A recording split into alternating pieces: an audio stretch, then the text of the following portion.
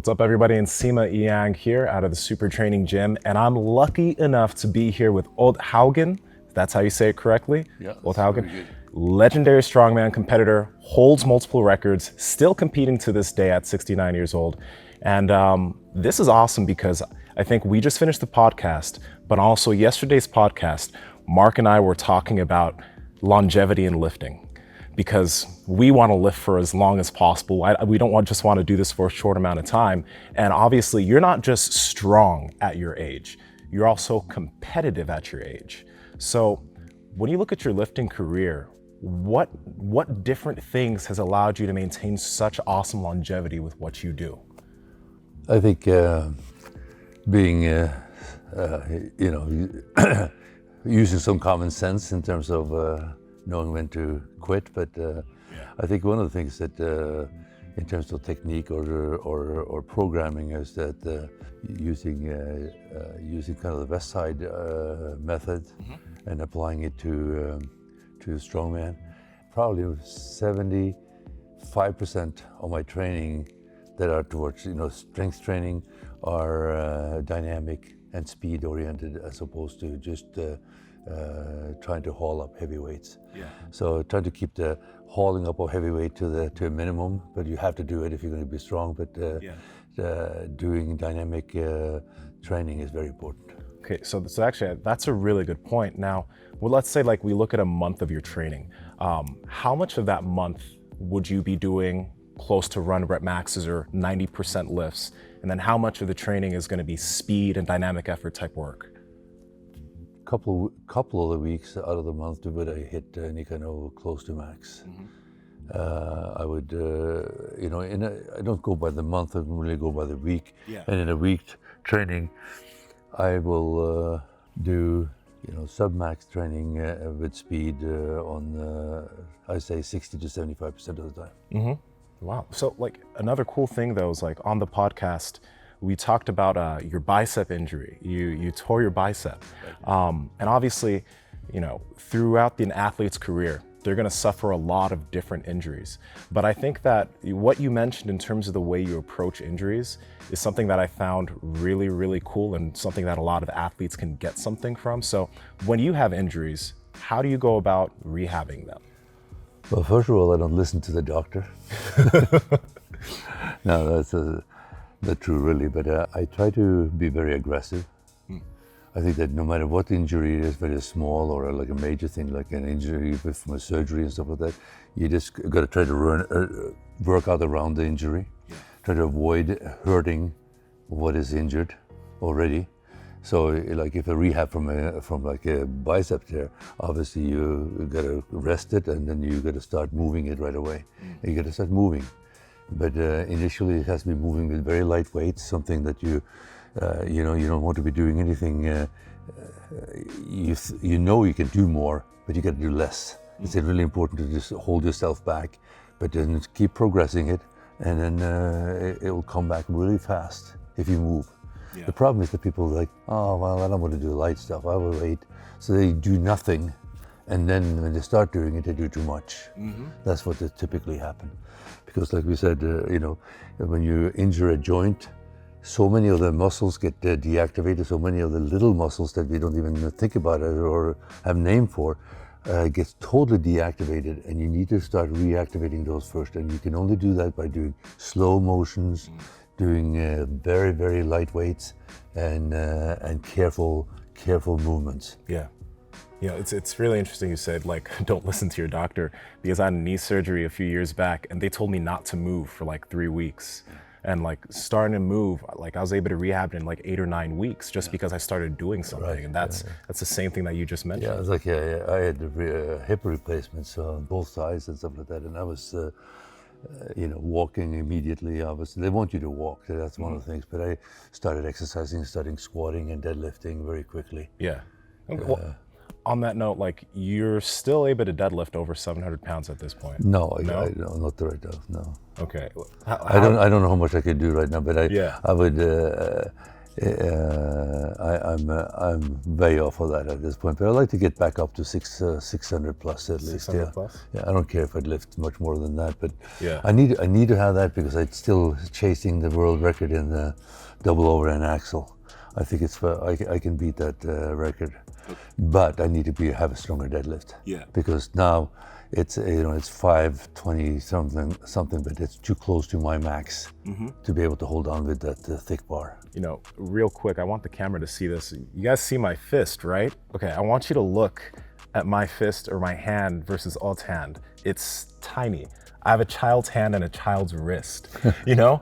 And I think on the note of the axle deadlift that we were just talking about. If there's cables in here. Like your forearms are, that's not normal. That's crazy. But that's pretty awesome. But on the note of the deadlift, you're also really known for like your grip strength, and the axle deadlift is really thick. Yeah. So I think what a lot of people want to know is how can they go about training their grip? What's some really good ways that they can get in the gym and get a stronger grip? First of all, throw away the straps for most of the events, unless for like a max deadlift or max deadlift reps or something like that. Other than that, just don't use straps. Try to use thick grips wherever you can, using maybe like fat grips. The fat grips are great. We happen to have so many different bars that I never use. We have fat grips too, and we use it on some things, but by and large, we have so many different bars with thick grips that I don't need to use them. But I put them in my bag when I travel in case I had to go and train somewhere where they only have regular bars. Like on that note of like training, it's been heard that like you yourself and your athletes, you like to stay competition ready all the time. Now, usually out of season and out of competition, athletes like to take a break or they'll fall off their training a little bit. How do you handle that off season and on season training? Well, in strongman, there's really no season. There's like it is almost around the clock. I mean, I was competing in strongman. I would say I was competition ready all the time. I could compete anytime that I had a competition come up. And although I was, trying to peak for certain contests. But I see a lot of the Europeans are competing probably way too much. But it's so important for they don't have really any other way of making money on it, and they make good money if they go and compete. If they don't compete, they don't make any money. On the note, like guys that are undersized, I think when you watch Martin's training, we mentioned this, he is a beautiful lifter. Like it's a joy to watch him lift, front squat, etc. What do you think that an undersized lifter needs to do or pay attention to more so than guys like, that are 6'8" and heavy? How should they train, or how should they approach their training? I think that if you're going to have any chance of being competitive with these giants that are out there, like the Brian Shaws and the Half Thor and some other guys coming up there, they're just huge and they're very strong and huge, is to have better technique, be more efficient, so you prepare by making sure you have the mobility. I mean, stretching and preparing for is very important, and then of course doing the lifts properly. Biomechanically do it correctly. And I think that's where Martin's biggest strength is the fact that he prepares really well, and he's very flexible and can do the events with, like you said, almost precision. It's very nice. The basic lifts is so beautiful to watch him squat or deadlift. Now, I want to rewind a little bit because you not only did strongman, but you did a lot of sports. Like you did wrestling, you did football, you did track, you did bodybuilding. Now, do you think that, because like you see a lot of young kids, because strongman's getting more popular, you see young kids 13, 14, 15 going to strongman straight off. Do you think an individual should have a range of different types of athletics along with heading into strongman, or do you think it's a better idea just to head right into it and start early? Well, I think it doesn't hurt to start early. I think because it is so many different skills involved in it. But I think it's very important to do bodybuilding as a part of it. I think I'm not anymore a huge fan of bodybuilding, competitive bodybuilding, but I am a big fan of bodybuilding training. Yeah, like high volume stuff. Yeah. I do that type of stuff as part of your training.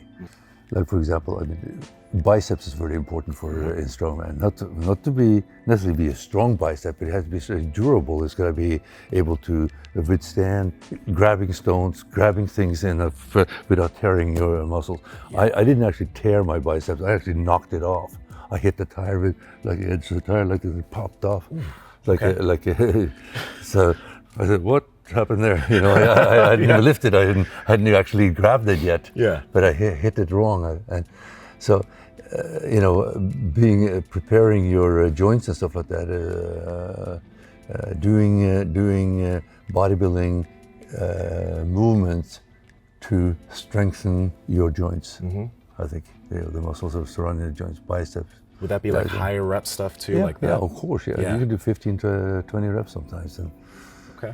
yeah, Awesome. It doesn't have to be, and you don't have to gun for the heaviest weight. It's just focus on what you're doing. You know? Yeah. Like now with the Thomas inch dumbbell, because obviously you hold the record for that. I think you've held the record multiple times. You've broken the record itself. Yeah, I don't think there's anybody crazy enough to try to do those many reps with it. That's basically the story there. Because most people can't, you know, can't do one, so it's very hard to do reps if you can't do one rep, right? Why is it so difficult? It's you know, it's a 2 3/8, you know, almost 2.5 inch grip. Yeah. And it rolls out of your hands. People think, oh, what if I hook it up? Yeah. Well, whatever you do, it's going to roll.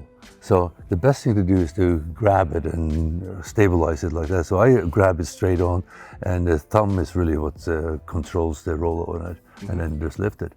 So a straight on grip is the better way to do it. The rolling thunder is a good way of training for it. Yeah, we have one back here. Yeah. That one, if you to train to get it is because it's exactly the same thickness. The rolling thunder has the same thickness. Last question. Birthday challenge, you're turning 70 in September. I mean, not in September, in January, right? Yeah. Do you have any big things planned for that, or challenges? I haven't decided what to do, but I'll do something. And this is your 60th year of training, right? Yeah. So you can approach it that way too, maybe do. Yeah, I don't know. I'll come up with something. Right. But maybe I'm going to compete at I think I'm going to compete in the Rolling Thunder and double over and axle at the All-American Arm Lifting Championships. That's 2 weeks after my birthday. So maybe we'll just make that my birthday challenge. I don't know. We'll see. Well, I'm going to be excited. We'll see. Yeah. Come up with something. Yeah. I probably had to do something. It's a big birthday. That's going to be awesome.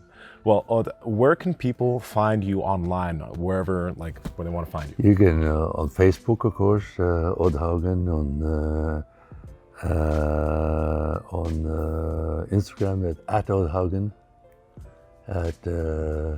On my website is oddehaugen.com.